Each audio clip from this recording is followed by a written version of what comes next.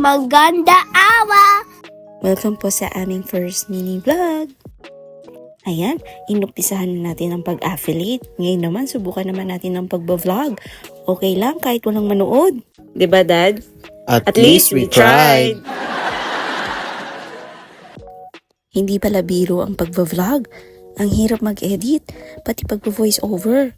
Itong video nito ay nakaraang Sabado pa. Inabot na ng siyam-siyam, ngayon lang namin na-upload. Paano naman, di kami sigurado kung itutuloy ba namin to. Kung kaya ba namin panindigan. What if kung walang manood? Paano kung walang sumuporta? Pero sabi nga ni Daddy, At least we tried. call time pala namin is 7 o'clock. Pero late na kami ni Kuya. Paano? Nakalimutan ko mag-alarm. At nung pagdating namin, doon lang nag-umpisa ang program. Academic Excellence Award is given to Juan Ramon D. Barcelona with honors for the third quarter graduation and also a certificate of perfect attendance. With honors ulit si Kuya. Ang galing-galing. Napakasipag mag-aral ng batang ito. Sana paglaki niya, ganun pa rin. After ng program, umuwi kami ni Kuya. And then umalis din kami agad. Kasi itong araw na ito ay marami kaming gagawin. Marami kaming pupuntahan.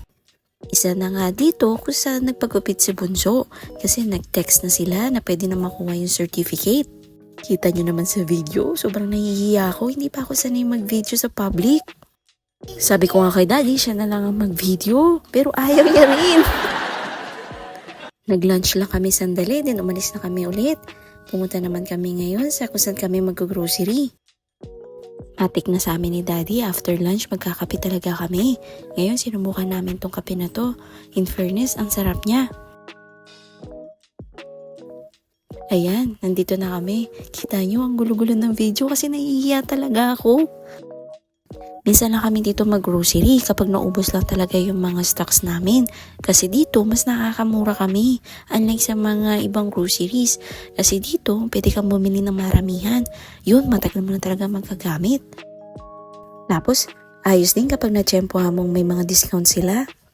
Pero madalas, sa Robe kami namimili. Pag karne naman, sa Dali kami namimili. Ayan, nagmamadali na kami kasi may pupuntahan pa kami. Yun nga, sa kakamadali, nalimutan ko na mag-video.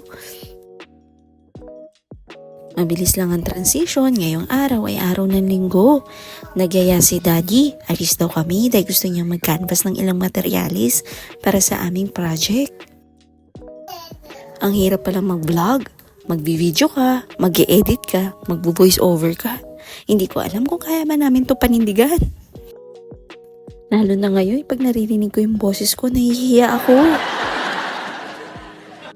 Hirap na nga ako sa pag-edit, pati sa pag-voice over.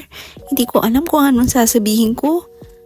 Pero siguro, kapag kumita na kami dito, sisipag din ako at mawawala yung hiya ko.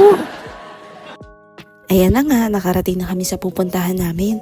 Nag-canvas lang kami ng mga ilang tiles at nakita nyo naman, ang mahal. Hindi namin alam kung matatapos pa itong project na to. Mabilis lang yung transition at pauwi na kami. After nung pag-canvas namin, kumain lang kami ng lunch at nag-decide na rin kaming umuwi. Kung sakaling napanood nyo to, like nyo naman, follow nyo na rin kami. Para namang pag-isipan namin kung itutuloy ba namin to. Thanks for watching! See you next time. Bye!